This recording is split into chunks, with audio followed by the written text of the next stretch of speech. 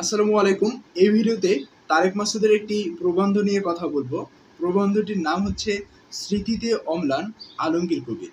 আর এই প্রবন্ধটি আমি যেখান থেকে আর কি পাঠ করেছি বা পড়েছি সেটা হচ্ছে চলচ্চিত্র যাত্রা, তারেক মাসুদের লেখা একটা বই।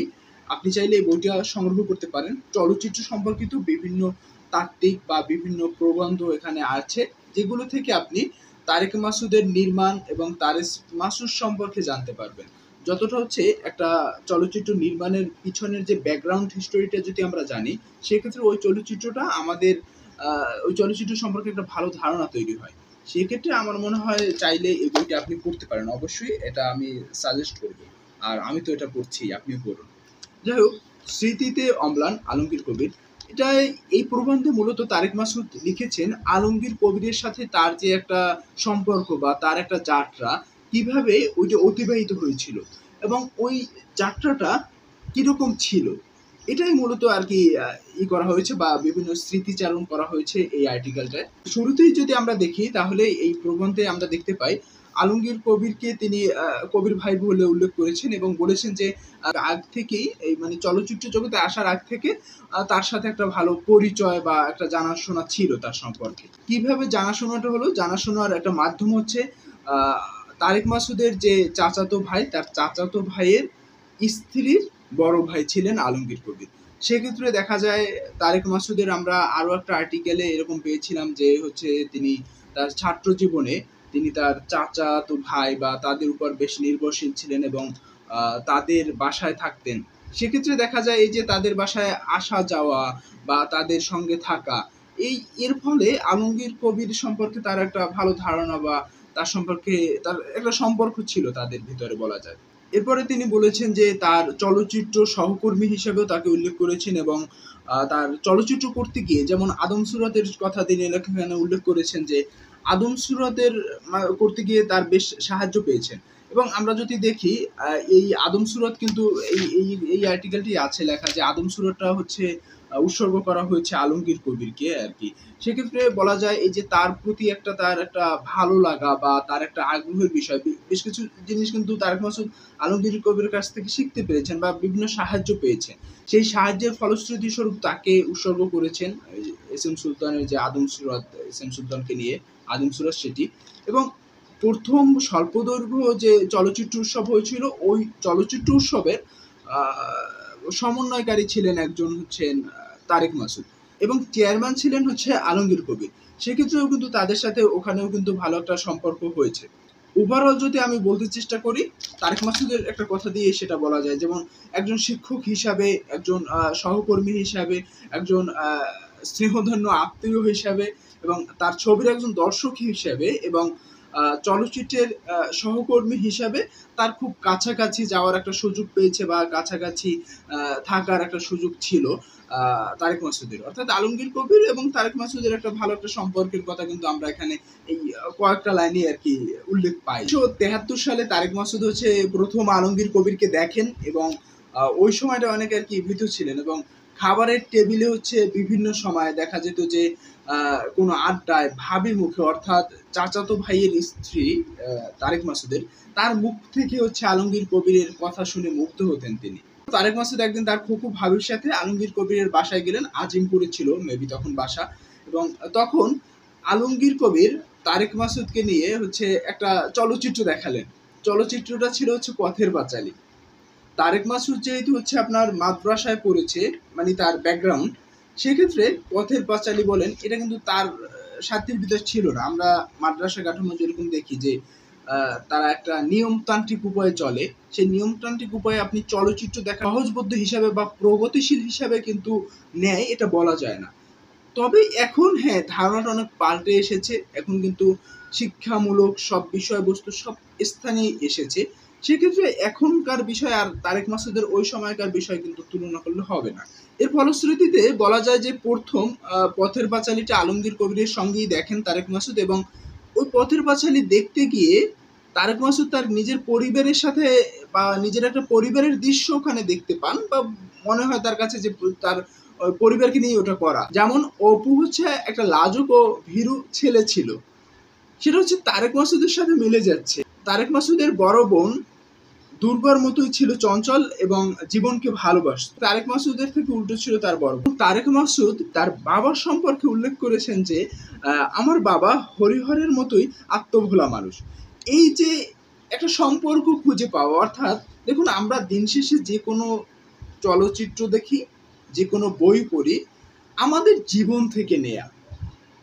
এটা কেন বললাম, হয়তো বা হ্যাঁ অনেক ভাবনা, অনেক চিন্তায় দিয়ে তৈরি হয় বিষয়টা, কিন্তু দিন শেষে ওটাও আমাদের জীবনের অংশ হয়ে যায়। দেখবেন অনেক সময় আপনি যখন কোনো একটা বই পড়ছেন, আপনার সাথে একটা সম্পর্ক খুঁজে পাচ্ছেন।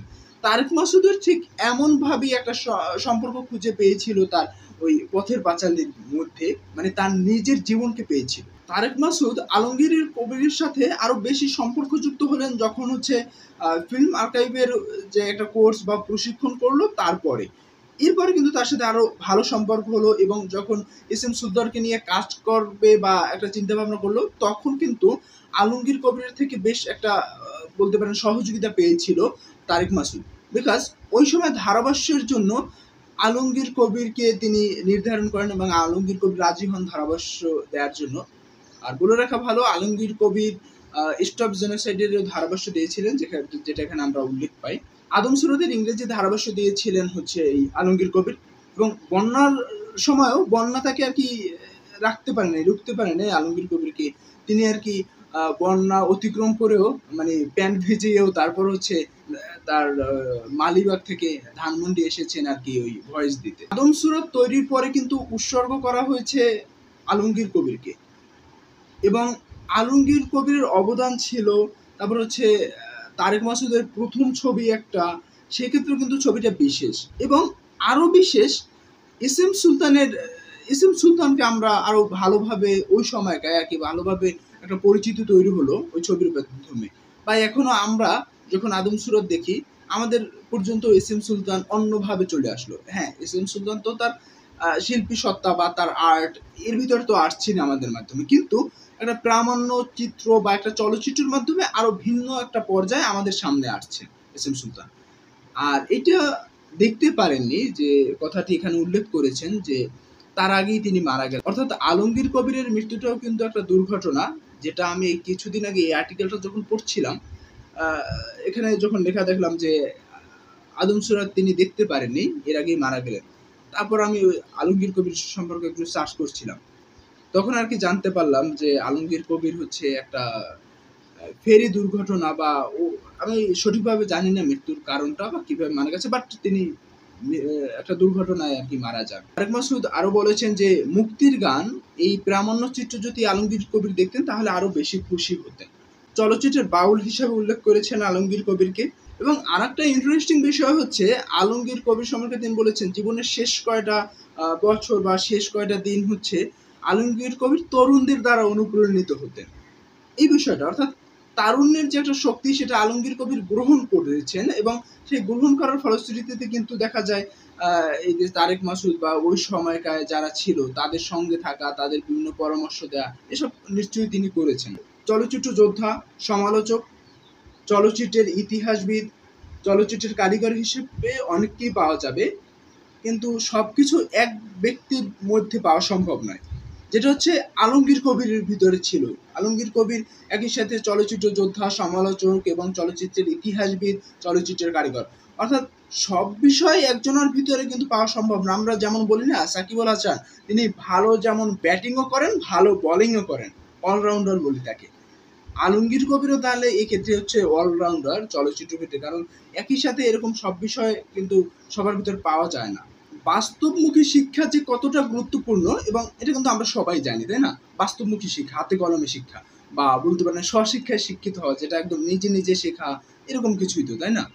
এই বাস্তবমুখী শিক্ষা হয়তো বা ওই সময়ে তারেক মাসুদ বিভিন্ন কোর্স করেছেন, তারপর বিভিন্ন প্রশিক্ষণ নিয়েছে, ওয়ার্কশপ করেছেন, কিন্তু হাতে কলমে যে শিক্ষা, এই শিক্ষাটা পাওয়া তাদের জন্য দুরূহ ছিল, যে একজন নির্মাতার সাথে কাজ করা, এই কাজ করাটা কিন্তু তখন তাদের ছিল না। বাট ওই ইটা পূরণ করেছে হচ্ছে আলমগীর কবির, কারণ আলমগীর কবির একমাত্র নির্মাতা ছিলেন যার থেকে আমরা শিখতে পারতাম। এখন শিক্ষাটা হচ্ছে কি, আপনি কোনো একটা কোর্স করে হয়তো বা অনেক কিছু জানতে পারেন, বাট আপনি যখন একজন নির্মাতার সাথে হাতে কলমে কাজ করবেন, সেটা আপনার জন্য গুরুত্বপূর্ণ হবে। ফর এক্সাম্পল, আমি আজকে ভিডিওটি ধারণ করছি, আজকে এবং গতকালকে আমি যেটা করে এসেছি, আমাদের বিভাগের চেয়ারম্যান ক্যাথরিন পিউরিফিকেশন ম্যাডামের সাথে ওই আমাদের সেমিনারে যে বইগুলো আছে না ওগুলো ক্যাটাগরি করা, এবং ওখান থেকে হয় কি ওই ক্যাটাগরিটা আমি হয়তো বা একটা প্রশিক্ষণ নিয়ে করতে পারতাম, এক জায়গায় শিখতে পারতাম, কিন্তু ক্যাথরিন ম্যাডাম আমাদের হাতে কলমে শিখিয়েছেন কিভাবে আমাদের ক্যাটাগরি করতে হবে, কোনটা কোন পর্যায়ে যাবে। এই যে হাতে কলমে শিক্ষাটা হয়তো বা ম্যাডাম আমাদের কোনো প্রশিক্ষণ নিচ্ছেন না যে এত ঘন্টা থেকে এত ঘন্টা একটা ওয়ার্কশপ নিচ্ছেন না, বাট বাস্তবমুখী শিক্ষাটা আমি ওখান থেকে পাচ্ছি কিভাবে ক্যাটাগরি করতে হয়। ঠিক একইভাবে আলমগীর কবির থেকে তার হাতে কলমে ওভাবে শিখতে পেরেছেন, মানে কোর্সের বাইরে গিয়েও যে ওই প্রাপ্তিটা তাদের ছিল আলমগীর কবির থেকে, তারা পেয়েছেন সেটা। আর একটা কথা উল্লেখ না করে পারছি না, যেটা হচ্ছে তিনি বিষয়ে হতাশ হলে কিন্তু আমাদের শক্তি যোগান দিতেন, আশার আলো দেখাতেন। তিনি বলতেন, অর্থাৎ আলমগীর কবির তাদের বলতেন, শোনো, যদি চলচ্চিত্র নির্মাতা হতে চাও তবে গন্ডারের মতো চামড়া করতে হবে।